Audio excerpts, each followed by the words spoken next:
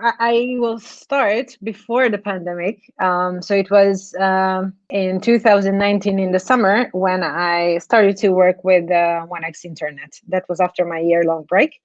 And it is like you may know, 1x Internet is based in Frankfurt, and I was working closely with the Frankfurt team and also, of course, with the team in Spain and Iceland.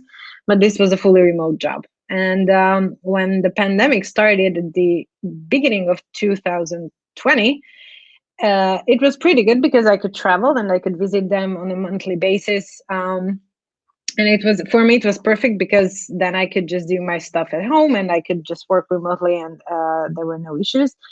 But as soon as the pandemic hit, of course, we had lockdown in Hungary, and I couldn't really do anything besides just like moving between my bed, my couch, and my desk, which made things harder. And for my mental health, it was really, really negative. It had a really negative effect. I think that absolutely understand that everyone went a little bit crazy in some ways, and crazy maybe not the good best word, but the pandemic in general affected everyone's mental health. And for me, it's like I live alone. I have two cats, and for me it was a pretty different issue because I don't have kids. I don't have a family I needed to take care of. It was just basically the fact that you're sitting at home, and even if you have a good job and even if you like your job, it's not a good situation to be in. So for me, it started to be very frustrating, and I realized that I need to be with people more. And as soon as, well, in Hungary, we have a pretty good situation because now most of the people here are getting their second vaccine. And we didn't really have a serious lockdown, not like in Western Europe, which was highly debated, the reasons and if it was a good or bad decision. But besides that, we were pretty free to go, and I really wanted to start seeing people, and with a very heavy heart. But I decided to leave my job, my fully remote job, and I came back to Cheppers, which was my company, the company I worked at before 2018, before I actually stopped being part of the Drupal community. And I came back here. Now I am in the office and I come here every day, and it's pretty good for my mental health as well. And personally, I think I came out in a pretty positive situation, but it could have been much worse. And of course, I'm in a really good situation because in IT, our job is pretty safe.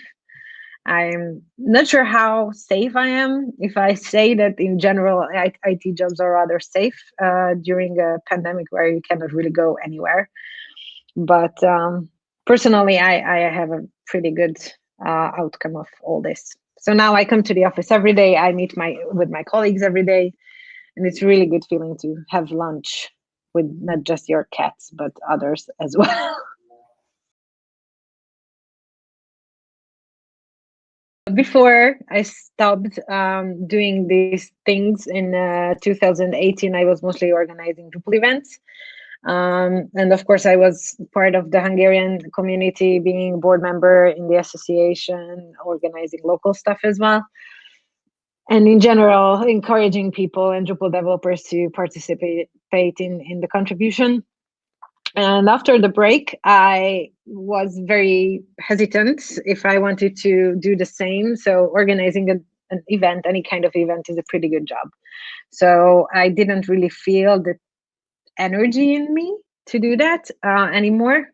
And then suddenly I was asked if I wanted, if I was interested in being part of the DrupalCon Europe organizing team, basically organizing the program team with Koni and a very nice team of volunteers.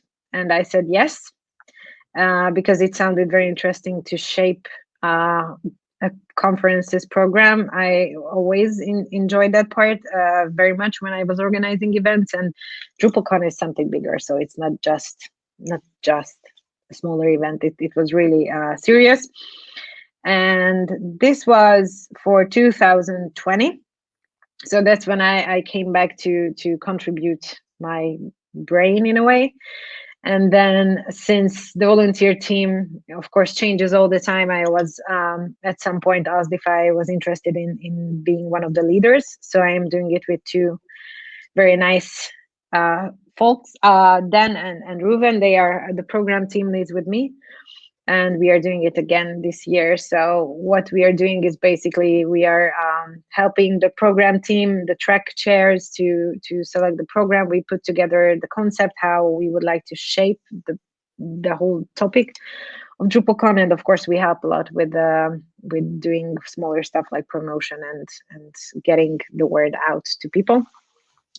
Besides that, at the moment I'm also helping the Hungarian community again. Now we reorganized ourselves, so we are planning to organize events as well. Now that you don't really have the possibility or the safety to do in-person events, it's always hard. And it's a brand new challenge, but we hope that we can revive the things that we used to have in Hungary. So that's what I'm doing at the moment. And in the meantime, I'm encouraging everyone to contribute in as many ways as possible. I don't know how many people share my opinion. I think that when the pandemic came, suddenly it became very exciting that you can attend events that were in-person events before, but became virtual. So you can attend more events, for example, from Europe, events that are in the US. I attended BATCamp the first time in my life last year. I always wanted to go to BATCamp, which is in the United States, in California, but I could never go. Of course, it's not that easy. And then suddenly, because of COVID, I was able to attend from my couch. And in the beginning, I think it was very exciting for everyone. But after some time, when you get tired of having virtual meetings all day long with everyone, because you cannot go to the office and just see each other, it becomes very tiring and very boring and very frustrating as well. And I think that's true for the conferences too. So when we started participating at DrupalCon last year, of course, in the beginning, we were really hopeful that we could do it in person in Barcelona. That was the plan. We had to decide, like, we of course were observing the other big conferences, but we had to decide, I think in sometime in summer, that this is not going to happen in person and that we need to do it virtually. And that was also another risk, because of course a big event, or like any kind of event, a Drupal camp, a DrupalCon is something where people like to travel to. So it's not just about going to awesome sessions and just meeting people in person, but it's also the place where you go to. I've been to many DrupalCons and Drupal camps, and the city where it gave an identity to the event as well. So it was really a really hard decision, and we had to think about how to avoid the Zoom fatigue. That's how, I think that's the proper name for that. And the way we are planning to do it this year, we know much more. And what we're planning to do this year for DrupalCon, for example, is we will do half-day programs. So it's not going to be that packed. And since it's virtual, you will probably be working while you are attending a DrupalCon. So you will be able to decide what you want to do and what you want to see, and you don't have to take out the whole weekend, because in the end it's like a week of some kind of mixed holiday, working holiday, when you are at an in-person event. But when you're sitting at home and attending a conference, it's really hard to do it. So we are planning to do half days, and we really hope that it will work out better for people, because it's very, very hard to distribute your attention to so many spots. And also, I think that for company owners and bosses who allow or let people to go to these conferences, it's harder to say, yes, you can do it, because it's a totally different world and totally different experience for everyone. I remember the DrupalCon, first virtual DrupalCon, which was last year, I think in July, which was supposed to be like an in-person event, and then they turned it into virtual, and it was very exciting. First of all, because it wasn't that long, but also I could, well, it was in the evening for us in Europe, so I could attend more stuff. But it was also very, like, I even had jet lag after it because it's into the night. And of course, you're sitting in front of Zoom all day long, and you are, it's it's an interesting experience because you're with people, and in a way, but it's also something very personal that you let them into your room. So you see the background, and I don't know, you see the cats, and you see the pictures, and you see, of course, you can blur the background and all the details, but it's a very personal, it's a different kind of personal experience than an in-person event. But it's also very tiring. And then, of course, when you're at home and after work, you're like, you're used to, I don't know, just order some food and watch some movies, or just cook together with your partner or whatever. And it's a different thing when you have to, like, stay in front of the computer if you don't want to miss a session. So I kind of like virtual events because it opens the world in a sense that you can just really attend so many things, but it can also be very tiring after a while. So I'm very much looking forward to like when the world opens up again and it's safe to travel and everybody is getting back together, because that's very much a different world. I'm not sure if concept is a good word, but like the whole idea will be very much different. So of course we grow older, and we change our habits, and we, I don't know, don't enjoy going out in the evenings that much anymore. I think it will shift the attention and it will shift our focus. So maybe we will have more meaningful discussions and less, I don't know, pub crawls, or less like that kind of partying and going out type of stuff. But I think it will be really cool. I still have no idea where Drupal Marvin is at the moment. I was actually thinking about Drupal Marvin a few days ago, that I don't even know which country he is in right now. And I have some ideas, but I can't remember who took it the last time, because I was hoping that I will get him back at the next DrupalCon, which didn't happen in person. And it was like a long time ago. So yeah, see, different perspectives, different things are important. I am not a technical person. I have understanding, but I am not a developer. I approach the whole contribution thing from different angles, like event organizing. I think what's very useful is to understand what someone can and would like to do the best. And it's also possible that the developer is not interested in contributing code, but they would like to, I don't know, write some kind of documentation, or help in marketing, or in case of, for example, Drupal, there are so many ways to help translations to your own language. It's always a competition, I guess, the translated strings. And also the like promotion of marketing. We have a bunch of marketing materials which also can be translated to help actually companies to promote the project. And also just there are so many low-hanging fruits that just, like, I don't know, one single word patches and all the stuff that actually help a lot of people in the end. So but it's really hard to join for someone who doesn't really know how to start. And I think, and that's one of the most important things, is to have some kind of clear understanding of how I can join. And I'm not talking about the technical depth of, for example, in Drupal, I know it's really hard to start contributing, but like, if I would like to like spend some time with it, if I would like to share my knowledge, if I would like to do something, then how can I start, and what's the place where I can start it? How should I don't know, what account should I set up, blah blah blah. I think that's a very useful thing for everyone, because it's like willing itself is not enough, unfortunately. One thing is important with DrupalCons, it's the contribution and the way we always did it. I think that's one of the most important things, in especially when it comes to Drupal, is contribution. And I think the best places, the conference or the halls when there are many people contributing. So we will definitely have something probably in organized in Open Social or some other platforms that help people connecting easier. Contribution is a must.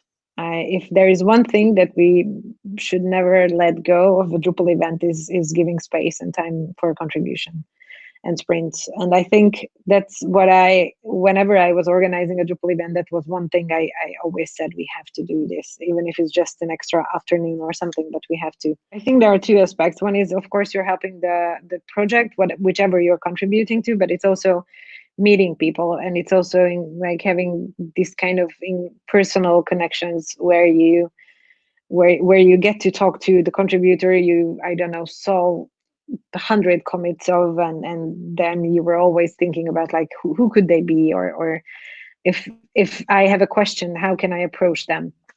And I think that's what at DrupalCons, but at other Drupal events, and I think this is the same for all contribution things, that it's those kind of meetings, even if it's not in person but in virtually, it's much easier to get in touch with the people. And I think at the events that I attended and organized, that was always the best part. And in the beginning, I literally had no idea of many of the people who were sitting there, because you don't check their pictures, you just check their names. And then I realized that, oh my God, this is the guy I was talking to in an issue queue or whatever.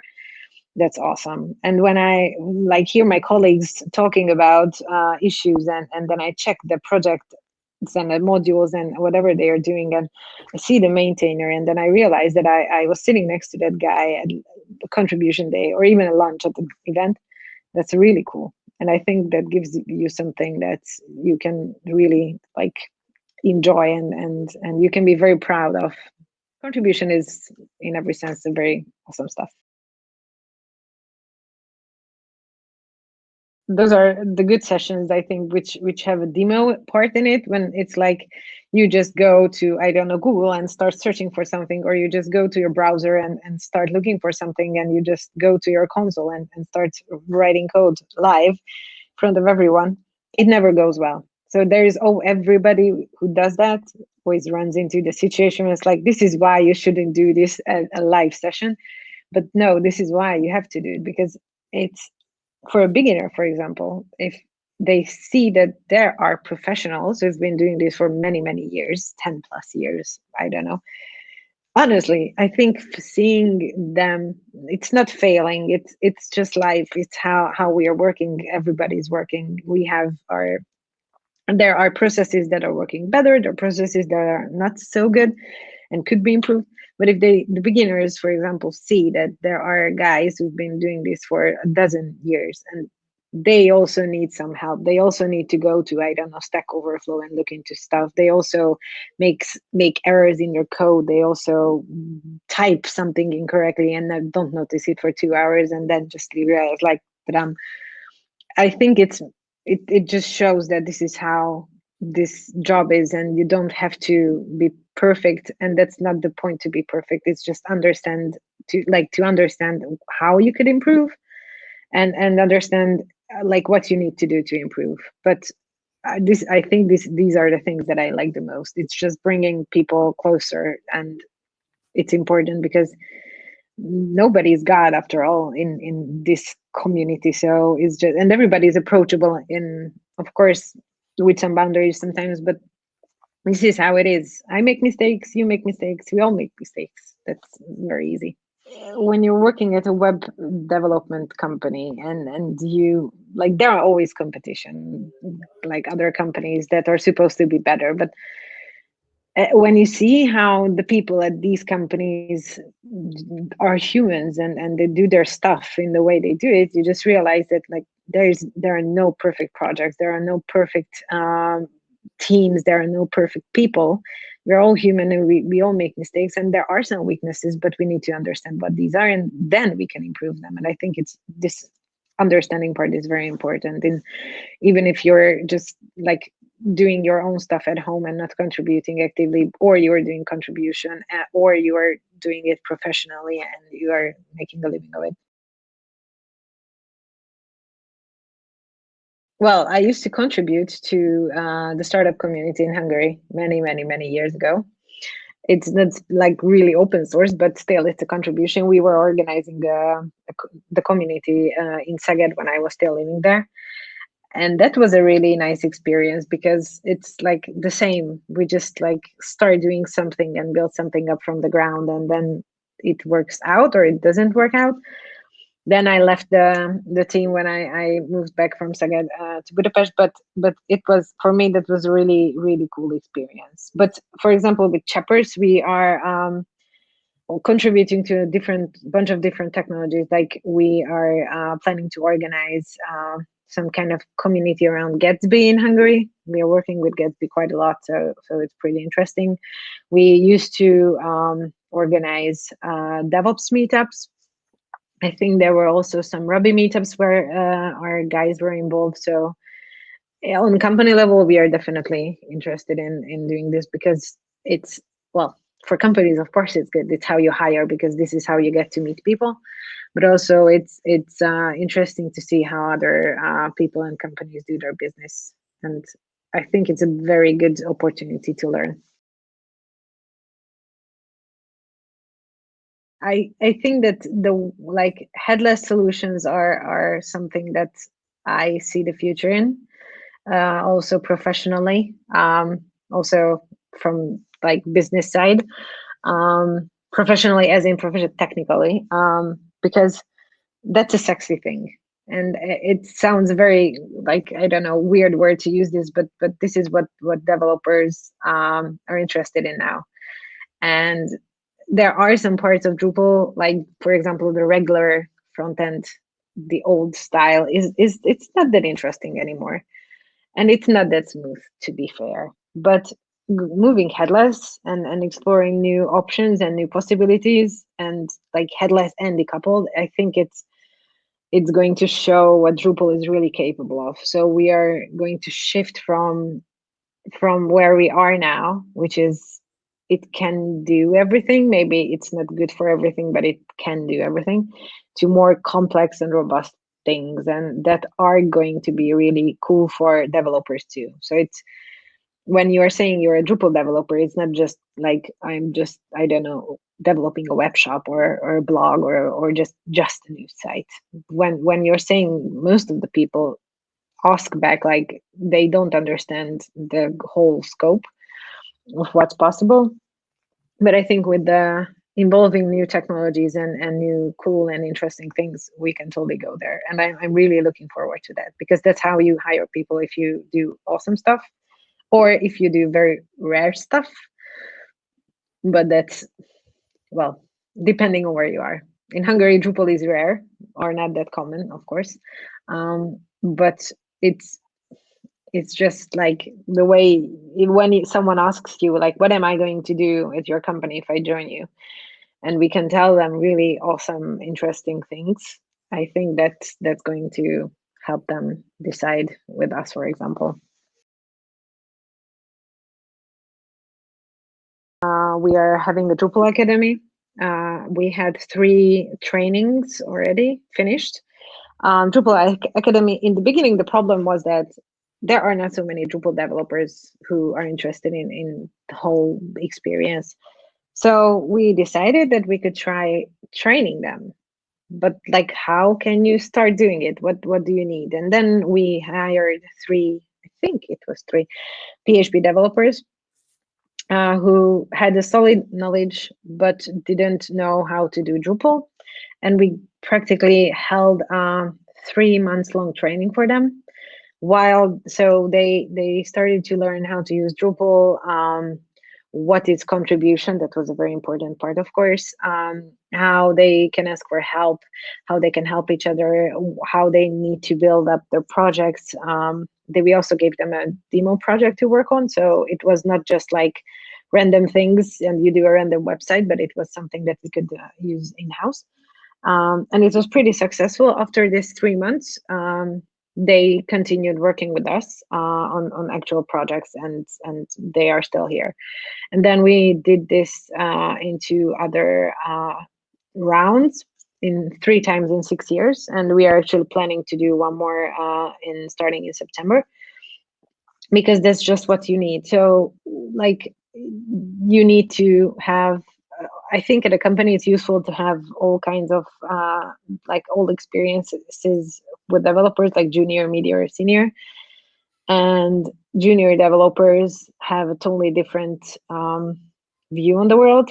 And for us, it worked out pretty well that you teach them from the beginning, and you tell them you need to explain and teach them how to work with the team, how you start to, for example, again, do contribution, why it's important, why it's useful, how you start a project, what should be your mindset, how you build it up. And it's easier if you learn from like someone who is experienced, but if you don't really have an understanding from before, because you're not going to mix up things.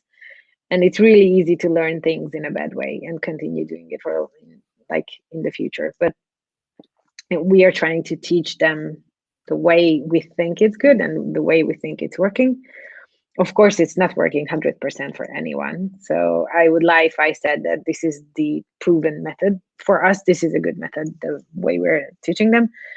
And it's working out because they are very excited and curious, and they don't stop being curious at the end of it. So it's working out pretty well. And I think it's a good way to do it.